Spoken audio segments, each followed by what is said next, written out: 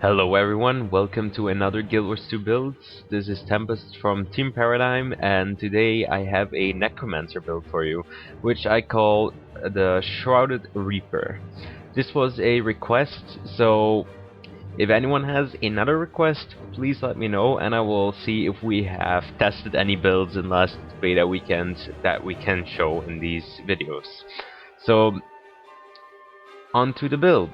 This build focuses a lot around using the Death Shroud ability Live Blast, which is the auto attack for dealing a high amount of damage through critical hits with a high amount of life force. Live Blast deals more damage the more life force is remaining, which means that if you keep dancing in and out of Death Shroud, you will almost always have about 30 to 50 life force left for dealing a few very high damage life blasts. I've seen life blasts crit for 3k, even nearing 3.5k on some certain glass cannons, so that's what you can expect from this build if you go full glass cannon. It uses Axe Focus and Dagger Warhorn. Hex Focus is your main non-Death Shroud spike set. You use Ghastly Claws combined with the auto attack to deal some short but effective spikes, stacking vulnerability and then dealing some burst. This is also your life force gainer on this set, along with Reaper's Touch. Unholy Feast is a AoE cripple that deals some damage but not much and applies retaliation, it should be used as an AoE snare. Reaper's Touch grants you swiftness and also creates a bouncing attack that applies vulnerability. The advantage is for every full hit you get 5% life force, which is usually 10 or 15. Spinal Shivers inflict shell on your target and remove 3 boons. This is a long range snare. This is the longest range snare on this build, and it also removes 3 boons, which is very handy if you wanna clean your target right before you want to throw in some life blasts. Like remove a protection, remove regeneration, and you can get more damage out of it. The Dagger Warhorn set is more about control. You have a Life Force Builder on your chains, on the last one in your chain. This is a melee attack, so you hit twice, then you hit another time, and then you hit one powerful attack that deals with life force gain 5%. This is a decent builder, but it's not your main one. Life Siphon, this one does not have that much life siphoning. Like it doesn't deal a lot of damage, and the fact that you're channeling it is usually worse than the heal you get. So I would avoid using this one too much. Maybe if you end up like in a last ditch of attempt to stay alive, but it usually does not grant you more than other skills can give you for the same duration, well, for the cast duration or channel. Dark Pact, this is a 3-second immobilize with a very short range. It's only 300, but the immobilize is handy enough for your builds. You don't necessarily need snares, as in you don't need a setup snare for some kind of ground targets, but immobilize does help you with, for example, building up more life force with your auto attack, or making sure that your life blasts do not get dodged. Wheel of Doom is a cone-shaped daze for 2 seconds, which is very strong. Can be used to interrupt heals or channeling skills, but I've also found a very great use for it is to use it right at the start of a fight, like a 1v1. Since if you are able to cast your spells 2 seconds sooner than your opponent, you can sometimes get a snowball effect rolling where you are always ahead, no matter what your foe does. That's why it's so great. Locust Swarm is a swiftness. Well, you gain swiftness, and it also cripples for 1 second per pulse. I'm not 100% sure, like, if it pulses every second, which I think is highly unlikely. And I also don't think it's 3 seconds because it has a 10-second duration, so it is probably 2 seconds. This skill is very great for catching up to fleeing foes or just staying with someone. Since yours have movement speed increase and they get crippled. Healing is consume conditions, feast on your conditions, gaining health for each one consumed. This one actually has a base heal as well. It's not that if you do not have any conditions that you do not get a heal. You get a decent, well actually a pretty significant base healing, and it gains more healing for each one consumed. It's also a full clean, there's no limit on the conditions, so if you're like stacked up with 10 stacks of bleeding, 5 burns, well it's duration stack, burning, poison, and a few others, just use it, clean yourself. It's usually better than waiting for the damage over time to trigger.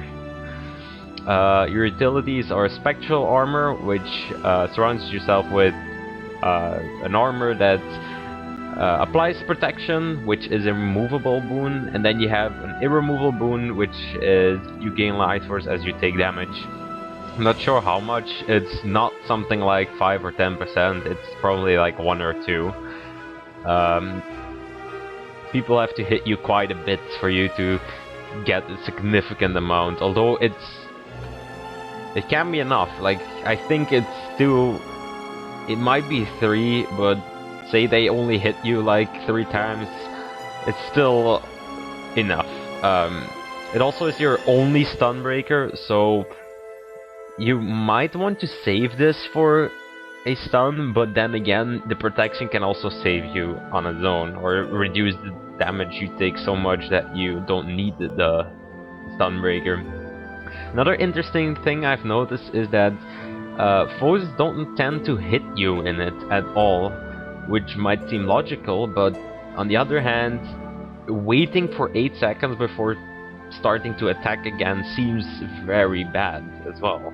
It seems even worse to me, which also made some fights end up in I used spectral armor and they just ran away. At which point you can use all of your snares to catch up and your swiftness. Next, Corrupt Boon transforms all boons on your foe into negative conditions. Same concept as Spinal Shivers, just remove boons. Remove protection is the one you always want to get rid of. Regeneration is also pretty significant. Retaliation, Aegis, those kind of the defensive boons, you want to remove them right before you hop into Death Shroud to spam Life Blast. It also puts negative conditions on, which is of course always great. Bloodless Power, this one is your utility life force builder. It bleeds your foe twice and you gain life force. It also puts a minor bleeding on yourself, but it gives you 30% life force gain. That is a lot. This one you should spam on recharge to get maximum amount of life force out of it. It gives you 30% is a lot. The base not health bar. The base life force bar is 100%, and you can trade to have it increased. And in this build, it's increased to 125%, but you gain 30 of that immediately. That's really great. Elite is Lich Form. Lich Form has a mark that when triggered, it applies quite a few stacks of vulnerability, and then the one attack on Lich Form has almost as much damage as Life Blast, except that this one is not dependent on Life Force. Then you have the traits, Spite, Curses, Death Magic, Blood Magic, and Soul Reaping. 10 points in Spite, which is Parasitic Bond. You gain life force whenever you kill something. Not that useful, but here's the point. Reaper's Blast, Life Blast deals more damage. Or does more damage. Your main damage healing ability gets boosted. Seems logical. Next, Curses, Bark Precision, critical hits cause bleeding. This one might not seem that useful since you do not build for condition damage. You do have 250 from Curses, so it's not wasted.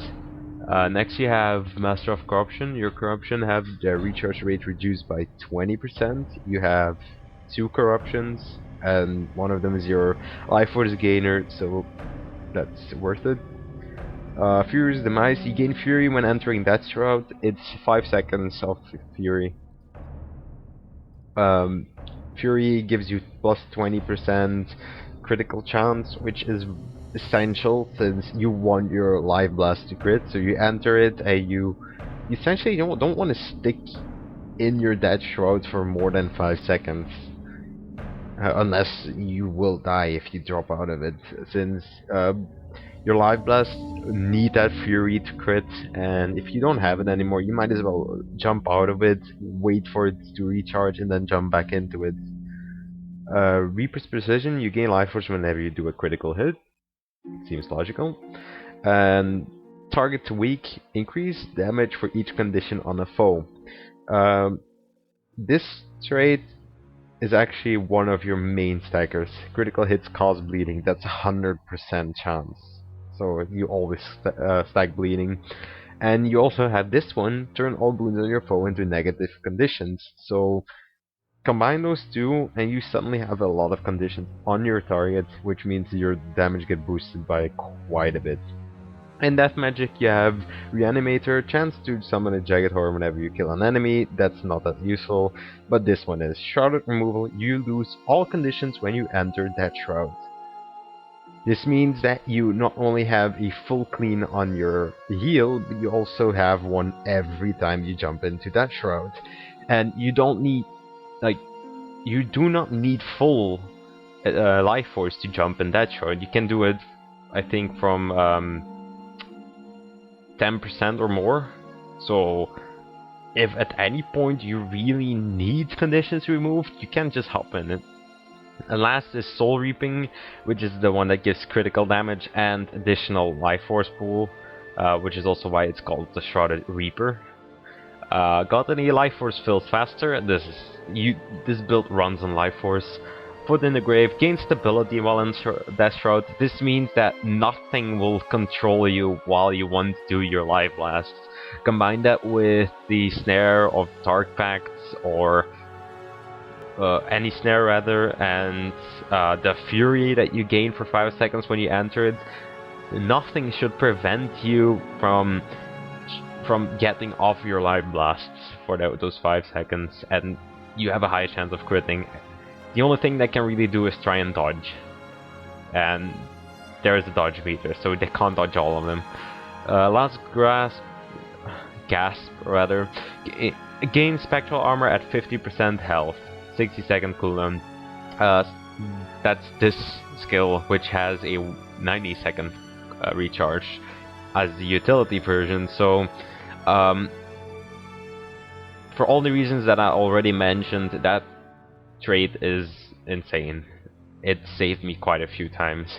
Near to death, Death Shroud cooldown is reduced by 50%. It's already it's only 10 seconds rather, so you can jump in and out of Death Shroud every 5 seconds, which means that if you've paid attention, you can pretty much almost keep Fury up if you manage to keep regenerating your life force quick enough. Now, the last trait, Strength of Undeath, gain more power based on how much life force you have, up to plus 100.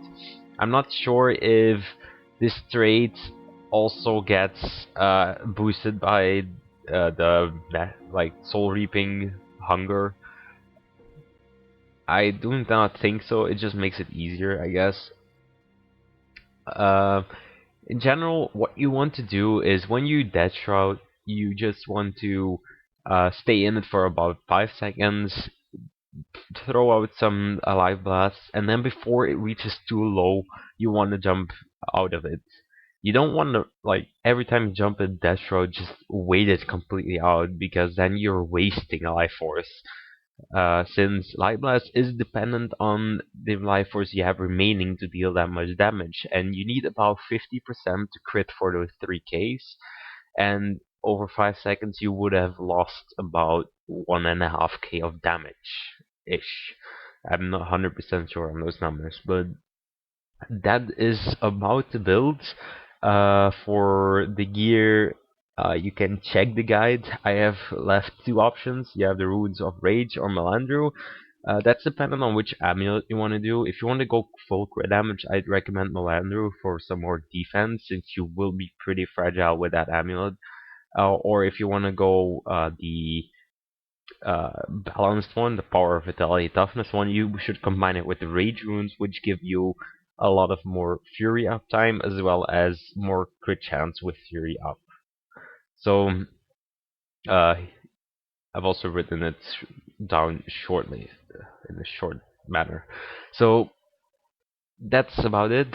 I would like to thank you all for watching. Remember to request if you have any build that you want to see, and see you next time.